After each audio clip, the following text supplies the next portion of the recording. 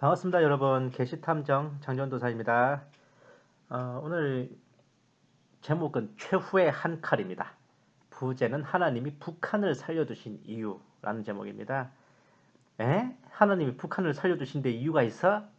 왜 그렇지? 라고 궁금하실 분들 많으실 텐데, 정말 피치 못하게 하나님께서 저 간악한 원수 북괴를 목을 따버리지 않고 살려두신 이유, 저는 한 가지 찾은 것 같아요. 아실지 모르겠지만 작년에 그 남북 비정상회담 후에 어떤 한 소문이 오간 게 있었습니다.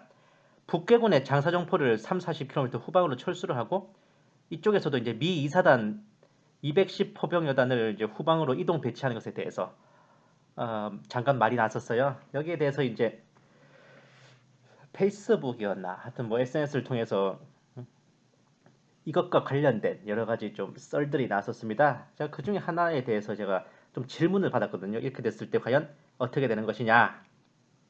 그래서 제가 간략하게 이제 답변을 드렸는데 이 답변 내용과 더불어서 과연 북한이 도대체 왜 지금까지 안 망하고 하나님 계속 살려두시는 걸까?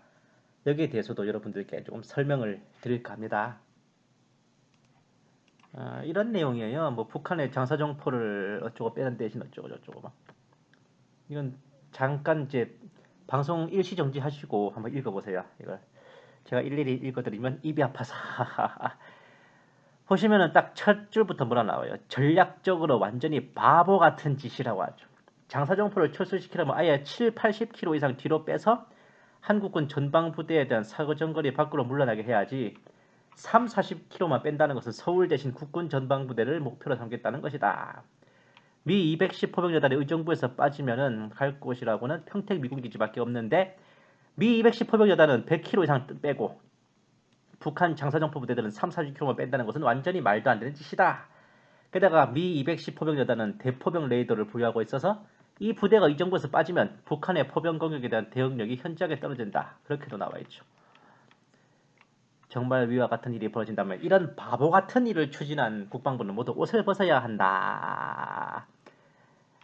와우, 양국이 모두 100kg 정도는 빼야지 3, 40kg가 도대체 뭐냔 말이냐. 이런 개 바보 같은 발상을 누가 했는지 당장 그 자리에 옷을 벗겨야 한다. 이 글 쓴 새끼는 씨발 싸대기 밥을 처먹은 좀 말버닥서가 참 거침없이 족같네 진짜. 예? 제가 한 가지 팁을 드릴게요. 이 역시로 뭔가 악에 받쳐있고 다분히 감정적인 글이나 말치고 제대로 사실관계 확인하고 분석된 거 상당히 드뭅니다. 예? 김정일 때부터 그랬지만은 김정은의 남친 전략은요. 경기 북부에 국군 전방부대만 확실히 제압을 하고 급속 기동으로 서울 지역을 딱 점령하되 서울에 대한 피해는 최소화한다. 그래야 서울 시민들 한편으로는 공포에 떨게 하고 다른 한편으로는 이들의 환호를 받으며 서울 입성을 할 수 있을 거라는 생각. 따라서 북괴군의 장사정포만이 아니라 기갑기가 부대들도 뒤로 빼라고 요구해야 한다는데 요구한다고 들어주나?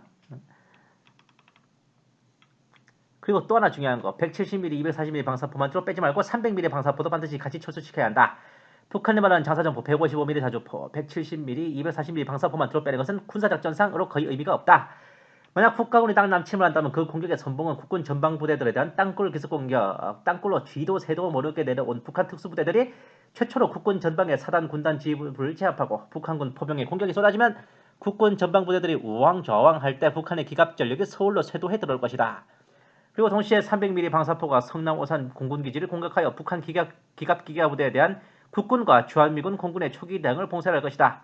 결론적으로 미 210여단이 후방으로 빠지고 주한미군이 철수할 때 북한은 반드시 기습 남침을 한다.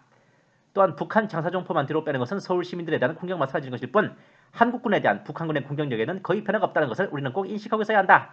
아무리 서울 시민들이 당장 있는 피해가 없다 해도 전방 국군 부대들이 무너지면 서울은 바로 김정은 손에 떨어진다. 와우.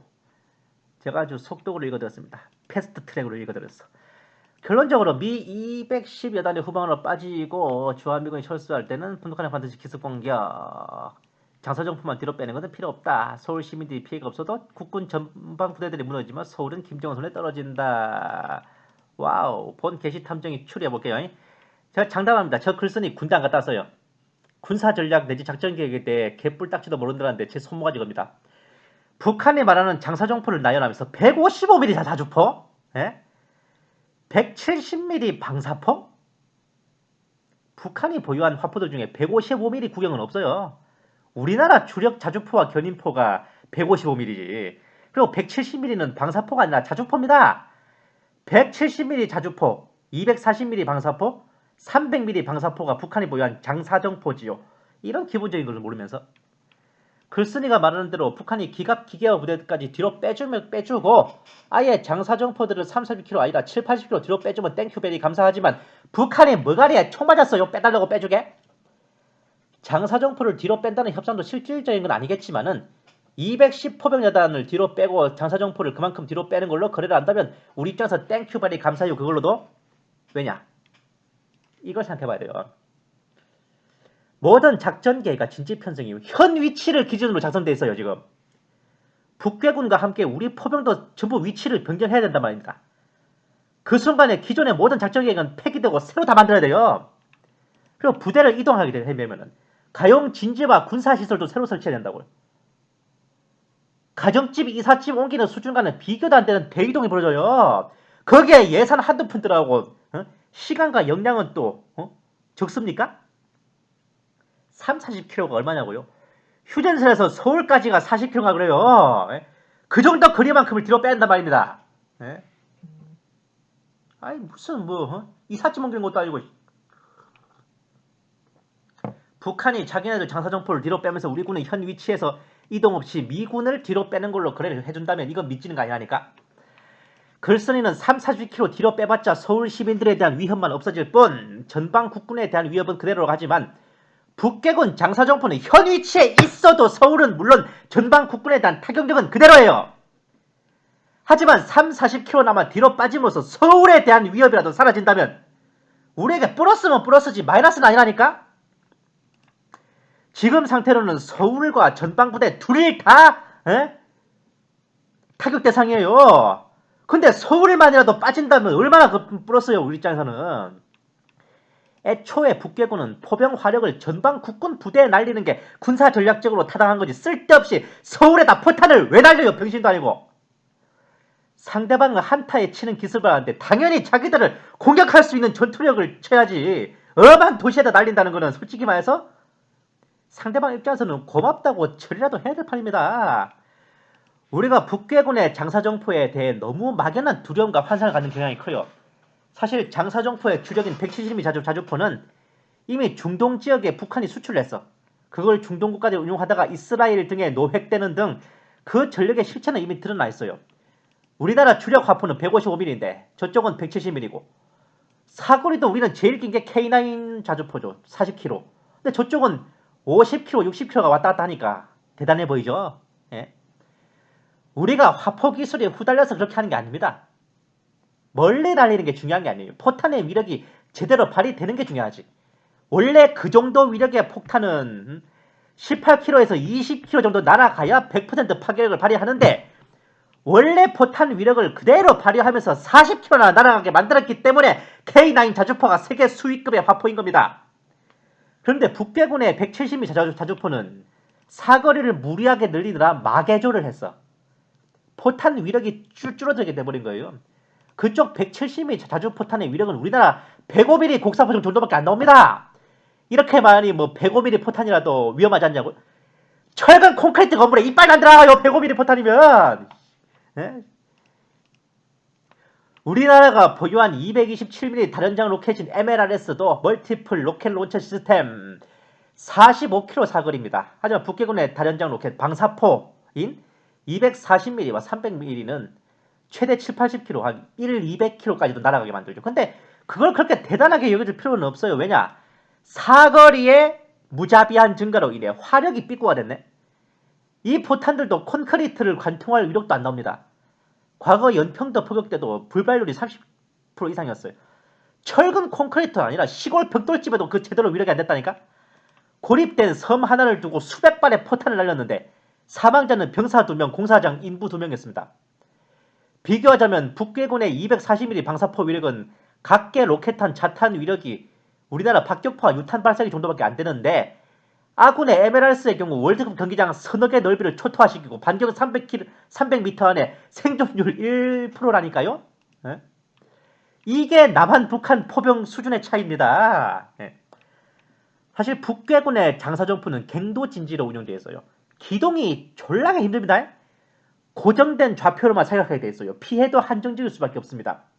왜냐, 땅속에 들어있는 거 끄집어내서 쏘고 다시 땅속에 숨기고 해야 되기 때문에 그래요. 굳이 말하자면 초전의 기습을 위해 1회 사격 후 버리는 패라고 보시는 게 맞아요. 일회용품. 네? 사격을 하고 나면 대포병 레이더에 바로 탐지가 돼서 해당 위치로 반격탄이 날아갑니다. 우리 위쪽에서 날린. 하지만 갱도에 있기 때문에 반격탄을 피할 수가 없어요. 그대로 박살이 날 수밖에 없는 구조란 말입니다. 갱도에 있는데 왜 못 피하냐고요? 우리 군이 도입해서 보유한 열 압력탄이라는 거 아예 갱도 자체를 무너뜨려서 그 대포를 파묻어버려요. 본 게시탐정이 직접 을지 프리덤 가디언 UFG 훈련 이런 데 참가해가지고 대활약전 작전을 해본 적이 있어요. 현행 대활약전 체계는 개전 24시간 안에 그 장사정보 80% 이상을 갈아 마셔버리는 걸 가능케 하고 있다 이겁니다. 그리고 그 대포병 레이더라는 거 미 210 포병 레이더만 있는 거 아니에요? 전방 아군 관측대대에도 멀쩡하게 다 가지고 있단 말입니다. 에? 하지만 이것도 어디까지나 북괴군의 장사정포들이 제대로 발포를 했다는 전제하에서예요. 사실 전방 포병 부대들에게 비상이 걸리는 것은 북괴군 포병들이 갱도 진지대로 이동하고 있는 것을 탐지한 시점부터입니다. 그때부터 그 딱 비상이 걸리고 5분 안에 각 포병 포수들이 진지로 위치하고 최소 10분 안에는 첫 포탄을 날리도록 연습하는 것이 이른바 최전방의 즉각대기 포병이라는 부대들이에요. 그런데 장사정포의 주력인 170mm 자주포만 해도 사격 준비에 걸리는 시간이 30분이요. 발포하는 것은 5분에 한 발? 아따 안구에 습기 찹니다. 다시 말해서 북괴 장사정포들은 한 발 쏴보기도 전에 선제 타격으로 박살이 날 가능성이 80% 이상 된다니까. 이건 제가 그 즉각대기 포대장으로 근무해본 경험으로 제가 알 수 있는 거예요. 네. 비상이 걸리는 건 북괴군 포병들이 갱도 진지로 이동하고 있는 걸 본 시점부터예요. 네. 저쪽이 한 발 쏘고 나서 우리가 비상 걸리는 게 아니라니까? 자, 요약합니다. 북괴군 포병들이 화포가 있는 갱도 진지로 들어가고 있는 것을 탐지한 시점부터 아군 포병이 비상이 걸려요. 비상이 걸린 지 5분 후에 아군은 포진지의 위치를 완료하고 비상 발령 후 10분이면 초탄이 날아갑니다. 하지만 이 시점에서 북괴군 장사정부는 사격 준비를 마치려면 20분이 더 걸려요. 우리가 첫 탄을 날리고 20분도 더 걸린단 말입니다. 그러니 북괴군 포병은 오히려 아군의 포탄을 먼저 두들겨 맞을 수밖에 없는 거예요. 참고로 그 전방 포병들이 훈련상으로 투입될 때는 야간에 생활관에서 DB 자고 있다가 비상에 걸려서 그냥 뭐 이불만 걷고 바로 포진지로 뛰어간다 이런 시나리오입니다. 그러니까 백조 대낮에 비상에 걸리면 더 빠를 수밖에 없어요. 이런 상황이니 사실 북괴군 장사정포는 우리가 흔히 아는 것처럼 서울을 불바다로 만들 위력 따위 애초에 있지도 않았던 겁니다. 용 중에 제일 무서운 게 투명 드래곤이라 그러죠. 뭐가 있어야, 뭐가 보여야 대응하지. 제가 정말 단도직입적으로 말씀드리면 그냥 집안에 계시고 밖에 나오지만 않으면 무탈하십니다. 포탄이고 로켓탄이고 철근 콘크리트 건물을 그닥 깨부술 위력 없는 물주먹이고 아파트나 사무실 안에 있는 사람들은 비교적 안전할 거예요. 이런 실정에 저들이 그 일타마저 전방 국군 부대가 아니라 서울에 날려준다면 한마디로 죽여줍쇼 하고 머가리를 디미는 것밖에 안 된다 이겁니다.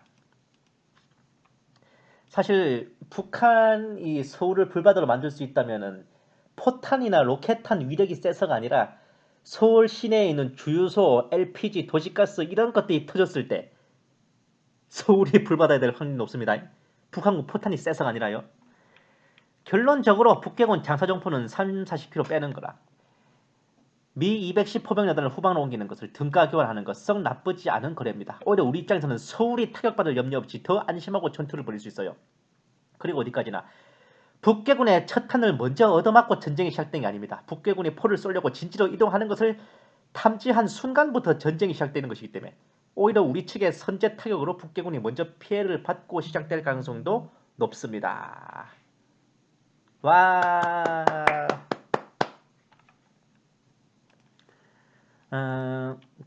아까 앞전에 보면 남침시의 땅굴을 통해 전방 군단 사단 지휘부를 타격할 것이다 그러는데 북괴군 입장에서는 참으로 유감스럽게도 그 전방에 설치된 땅굴 40개소의 모든 출입구 입구는 좌표는 이미 파악된 지 오래입니다. 당장 제가 근무했던 포병대대에서도 땅굴 20개소의 좌표를 타깃으로 설정하여 땅굴 입 출구 집중 타격 사격 계획이 있어요. 북괴군 특수부대가 뭐 모르고 그 침투용 땅굴로 들어간다. 그것이 그대로 그들의 무덤이 될 뿐입니다. 제가 지금도 좌표를 외우고 있는 땅굴이 한 17개인가 돼요. 이게 현실입니다. 이게. 북한군 포병에 공격이 쏟아지면 아군 전방부대들이 우왕좌왕하기는 개뿔. 제가 말했잖아. 저들이 포를 쏘려고 갱도로 가고 있는 사이에 이미 아군 포병의 포탄이 저쪽 포진지에 떨어진다고요. 우왕좌왕하는 건 우리가 아니라 저쪽이에요. 게다가 아군 전방부대만 북괴군 포병의 사거리 안에 있는 게 아닙니다. 북괴군 포병과 전연 부대들도 전부 우리 포병의 사거리 안에 있다고요. 오히려 남침을 위해 집결하려던 북괴군 병력들이 줄줄이 포탄밥이 되는 게 더 가능성 있는 스러리입니다. 자, 제가 이건 전문 군사 용어인데 제가 알려드릴게요. 공격하는 쪽에서 기습 및 방어군 타격을 위해 실시하는 포병 사격을 공격 준비 사격이라고 해요. 공격을 준비하기 위한 사격이라고. 근데 거꾸로 방어하는 쪽에서 공격하는 쪽에 이런 전열을 무너뜨리고 타격을 가하기 위해 실시하는 포병 사격도 있어요. 이거는 공격 준비 파괴 사격이라고 해요. 저쪽에 공격 준비를 파괴해버리는 포탄 사격이란 말입니다. 좀 아이러니하지만 양측의 정보력 수준에 따라 공격 준비 사격보다 공격 준비 파괴 사격이 먼저 들어가는 경우가 있는데 이런 경우는 오히려 공격하는 쪽이 먼저 한 대 쳐맞고 들어가는 그런 모양새가 됩니다. 사실 여기까지만 되어도 글쓴이가 말하는 것처럼 북괴군 기갑기계화 부대가 급속 기동하여 서울을 점령하는 일 따위는 벌어지지 않습니다. 서울 시민들이 북괴군을 내내망상하고 자빠졌네. 너 죽고 나 죽자며 서울을 향해 미사일을 북괴군이 퍼부을 수는 있어요. 하지만 서울을 지상군으로 타격하거나 점령한다. 이거 확률이 제로에 수렴하는데 전방 국군 부대들 다 뚫고 온다 그래도 수도 방어사령부와 수도 기계화 사단이 손가락만 빨고 있어요. 과거 6.25 전쟁 때랑 다르다고요. 지금 서울 북부 지역이 졸라게 도시화가 많이 진행됐다고. 그렇게 쾌속의 진격을 하도록 가만히 놔두지 않습니다. 도로에 대전차 방벽을 무너뜨려 길막을 하고 항공기와 포병으로 지뢰살포탄을 뿌려 패스캠이라고 부르죠. 북괴군 땅크와 장갑차의 기동을 막아버리면 1시간이고 2시간이고 북괴군은 그 대전차 방벽과 지뢰를 없애버리기 위해 멈추어 설 수밖에 없소이다. 지뢰살포탄이라는 건 일정 시간이 지나면 자폭을 해부는 뒤 장자폭에 그러니까 자폭하는데 길게 걸리는 경우에는 자폭까지 48시간이 걸립니다. 와우. 이런 거 모르지. 그러는 사이에 아군은 가만히 있습니까? 보병 부대들은 도시로 숨어들어 시간전을 부려 북괴군의 덜미를 탁탁탁 잡아챌 것이고 그야말로 스탈린그라드 전투가 재현되는 상황이 벌어지겠죠. 제가 왜 이걸 자신 있게 말하냐면 이런 신도시들이 서울을 막아서는 방패 역할을 한단 말입니다. 괜히 만든 게 아니라니까 이런 도시들을. 그런 도시들까지 제대로 어떻게든 다 제압을 하고 서울까지 오면은 여기서부터 이제 우주 방어가 시작됩니다. 어서 와, 서울은 처음이지. 제가 전에 한번 말씀드린 적 있죠. 대한민국은 신세계 질서에 복속되는가라는 작품에서 서울 외곽순환도로가 삐뚤어 있는 게 아니라고. 이걸 내려앉혀버리면 서울 전체를 둘러싸는 거대한 방벽이 돼버려요. 북한군이 가지고 있는 모든 땅크랑 장갑차는 이거 못 넘는다니까. 여기서 북괴군 남치면 끝이에요.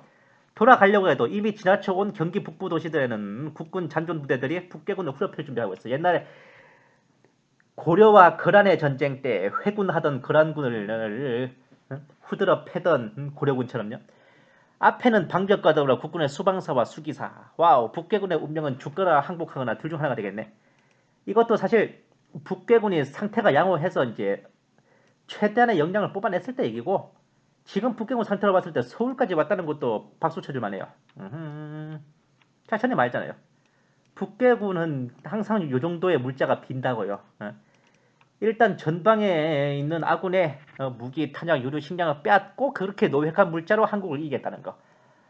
80년대 말 90년대 초부터 그랬다고요. 제가 그때 말씀드린 적 있죠. 신중철 이 사람이 한 말. 하지만 2000년대가 넘어서고 어마어마한 레이더와 인공위성 탐지 능력의 발달로 이미 그놈의 땅굴 위치가 다 뿔어나버렸네. 북한의 오랜 경제난으로 이제는 현상을 유지하기도 벅찰 만큼 물자와 장비가 후달려요. 최고 사령관이나 새끼가 이지랄하고 하고 있다니까. 신장은 고속도로 식당이고 지랄하고 잡아야 돼. 제가 그때 말씀드렸지만 북괴군의 최대 진출선은 동두천 일대를 넘지 못한단 말입니다. 거기서 전멸. 북괴는 우리랑 맞짱 뜰 레벨이 아니에요. 예? 아까 그 페이스북에 뜬 내용 좀 더 사실관계에 입각했으면 좋을 뻔했습니다. 하지만 저 페이스북 내용과 별개로 오히려 본 개시 탐정은 하나님이 여지껏 북괴를 살려두신 이유를 좀 더 이해할 것 같습니다. 자, 봅시다. 만약에 우리가 북괴를 진짜 토벌을 하고 통일이 된 상태에서 문재인이 집권하고 좌파 정권에 들어서서 차별금지법, 난민수용, 지방분권 개헌 이런 거 추진했으면 어떻게 됐을까?